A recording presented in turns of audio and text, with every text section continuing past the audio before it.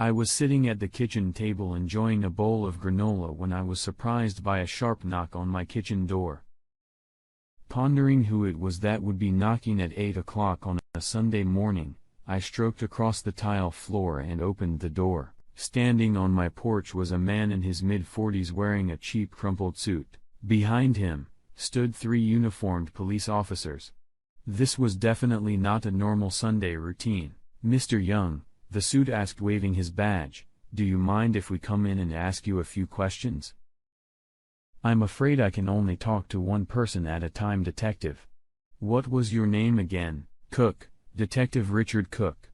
"I'll be asking the questions, Mr. Young. These men would like to inspect your home if you don't mind," the detective added. "Do you have a warrant?" "I've seen enough cop shows to know that you need a warrant to break into my house to look around, as you put it," I stated. "No, sir. We don't have a warrant. I'm asking for permission for these officers to look around your house." "You have the right to deny my request." "Then I'll have to get a warrant," the detective agreed. I really couldn't remember what I would have to hide, but I didn't know what they were looking for. Illegal porn on my laptop doesn't ring a bell. Couple of dead bodies in the freezer? Probably still unlikely, right? A couple of illegally copied DVDs. You're not Interpol, are you? I asked quickly. "No, Mr. Young. Believe me, we're not interested in illegally copied movies." "Everyone's always worried about that," the detective admitted, shaking his head slowly. "Would you mind telling me what this is about then?" I asked politely. "Quite unusual for this neighborhood. Why do you want to search my house?" "Sir, there's been a murder and I'm investigating it. These officers are helping me." "Is there a reason you want to deny my request?" Detective Cook asked. "Well, yes. Because I can. Because I don't want a bunch of strangers wandering around my house because the floors are clean and I want them to stay that way, or my wife will give me hell when she wakes up," I replied. "Is that reason enough? How about I drag your ass down to the station and interrogate you for 5 or 6 hours while my colleague get a search warrant and go through your clean house with a fucking fine-toothed comb?" Cook growled. "You gentlemen can go in and look around while I entertain Detective Cook," I said, addressing the 3 uniformed police officers. I wasn't sure why the cops were so eager.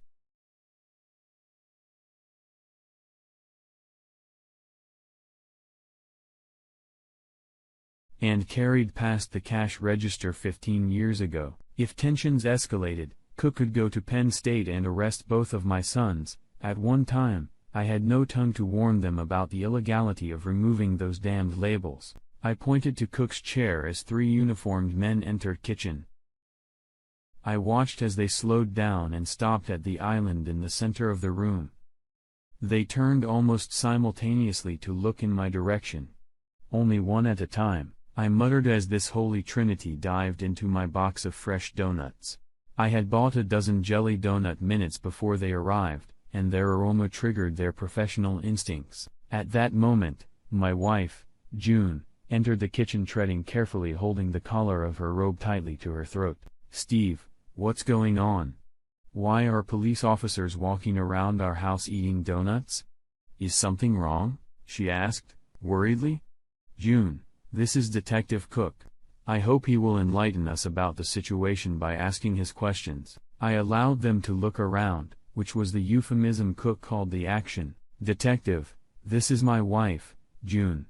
Why don't you tell us why you're here?" "Investigating a murder. Mr. Robert Morgan was shot and killed last night around midnight. I suppose you both knew him." "Well, yes. He was June's boss. You must have no shortage of suspects. Cook, that bastard was making cuckolds faster than rabbits breed. You should be looking for a jealous husband, maybe even a whole platoon." I grinned, feeling no sadness at all over the death of my wife's late employer. No one else even smiled. June's face turned whiter than I'd ever seen it and tears came to her eyes. Cook only nodded slightly, studying my face. Except for June's quiet sobs, the room was dead silent. "Mrs. Young, how long have you been having an affair with your employer, Robert Morgan?" the detective asked. "I didn't really have an affair with him. I mean, really, June sobbed. "It was more of a chance encounter. I wasn't in love with him or anything. We first met probably about 6 months ago. I would never shoot anyone, much less Bob." "I never suggested that, Mrs. Young. I'm just trying to get all the facts," Cook said, dryly. "How your husband reacted to your affair with Mr. Morgan? Was he jealous, angry when he found out?" "Steve had no idea I'd cheated on him until that moment, Mr. Cook.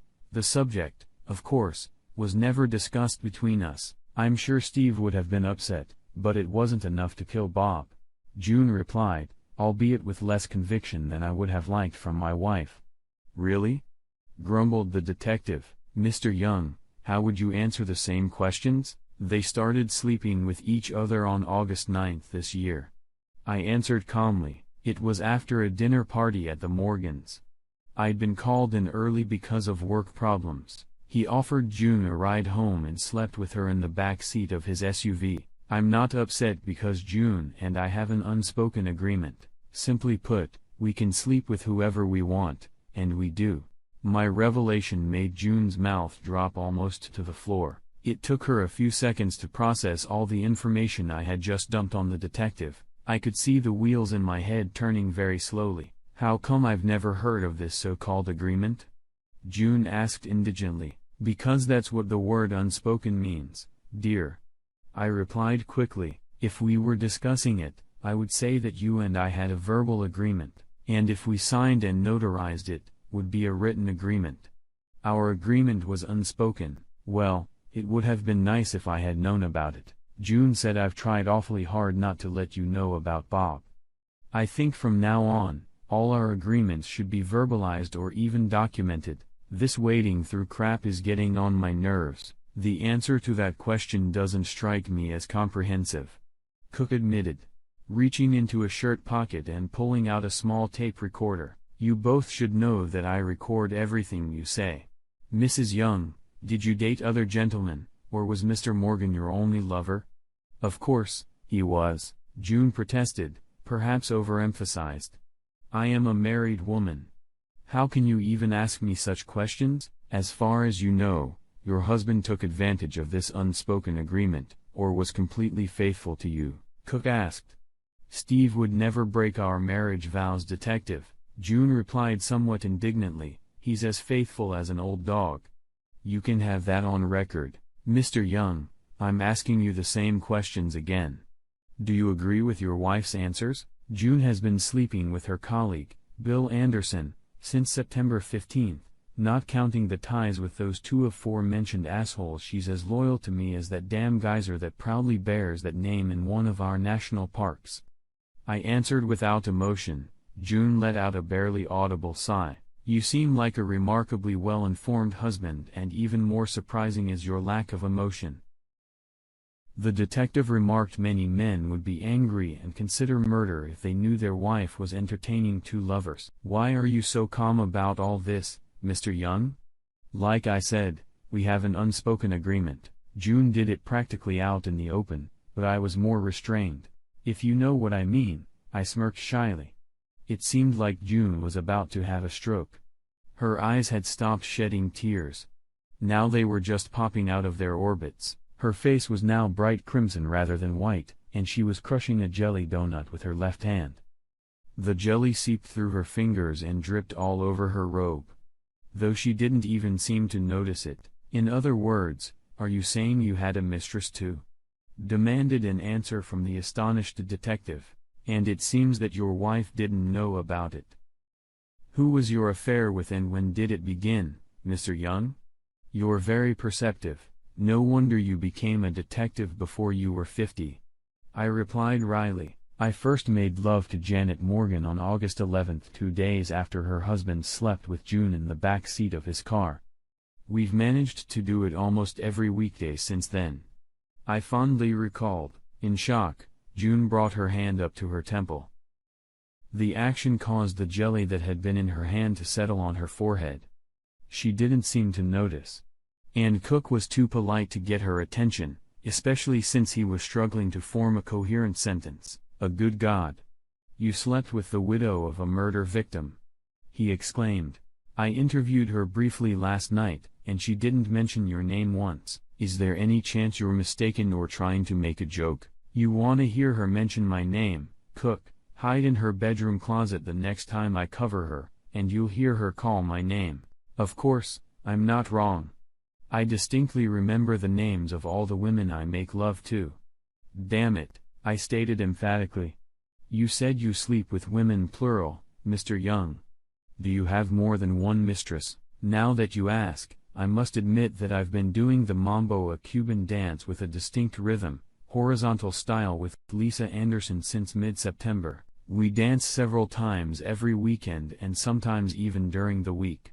Jelly was now flowing unimpeded down June's face as she collapsed into a chair in a near comatose state. Cook was swallowing some kind of small pill.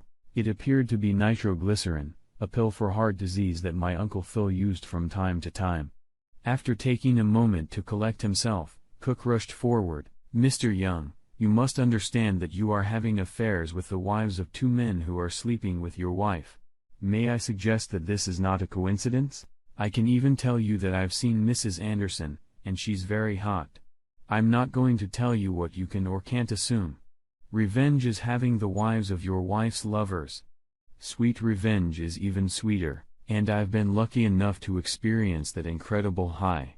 I replied with obvious pleasure. You mean you killed Robert Moore to avenge his affair with your wife? Hell, you brutalized his wife every goddamn weekday. Isn't that enough for you? Cook demanded an answer. The answer to both of your questions is an emphatic no. In due time, you will realize my ultimate revenge, I promised. What the hell questions did you just answer no to? The puzzled detective asked, fiddling with his tape recorder to replay his earlier questions. So are you saying you didn't kill Robert Morgan, or are you saying he wasn't killed for revenge? Cook asked after hearing his own questions. I can answer yes to both of those questions, I answered. Damn it! Roared Cook. I must remember to ask one question at a time. It was at that moment that one of the uniformed police officers brought a large pistol into the kitchen and waved it in front of Detective Cook's incredulous eyes. I found this in the gun cabinet in the basement. The officer, Glowwood. You want to mark it as evidence and admit it? That's an excellent idea. Cook exclaimed. Be sure to have it fingerprinted at the lab. The owner of those prints is either a cold-blooded killer or the dumbest son of a bitch in the world. The cop blushed slightly as he walked out the door holding my .44 Magnum in one hand and my fucking donuts in the other. It's starting to trickle down pretty good, the detective grinned, watching the strawberry filling drip from the tip of June's nose on the kitchen table near the box of donuts. No pun intended. Morgan was shot with a .44 caliber Magnum pistol. Do you own one of those guns, Mr. Young? I saw a .44 Magnum on Bill Anderson one night. It got me thinking. As you well know, jealous husbands can be bastards and murderers. I realized that I needed a gun as good as Bill's in case he came after me in a rage. Not all men are as understanding as I am. So I went out and bought one. We've got the motive and the gun. Cook smiled. Now all we need is opportunity. I suppose you spent a quiet evening at home with your wife. Actually, I spent most of the evening inside Lisa Anderson and in her marital bed, to be exact. I left at 11:12 sharp and came home immediately. June was asleep when I got here. I'm not sure Lisa can remember the time since she was quite drunk when I left. I added, it's certainly convenient. You remember the exact time you left, but Mrs. Anderson was too distracted to remember anything and your wife was asleep when you got home. I am almost afraid to ask, but how did you remember the exact time when you left the Anderson residence? Cook inquired. Her husband left a message on the answering machine while I was tormenting his wife's flesh. He said he was on his way home from the airport. It was 10:12. I knew the best he could do it in. That is, get home was an hour. So I did my best to leave before 11:12. I met his car driving through their neighborhood as I was heading home. I said, even if you left at 11:12 as you claim, you had plenty of time to get to Morgan's house and shoot him when he opened the door. I think we have enough evidence to arrest you for murder, Mr. Young.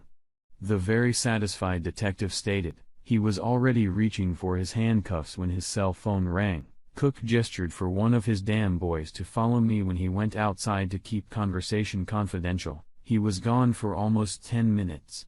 The look on his face when he returned told me everything. Damn.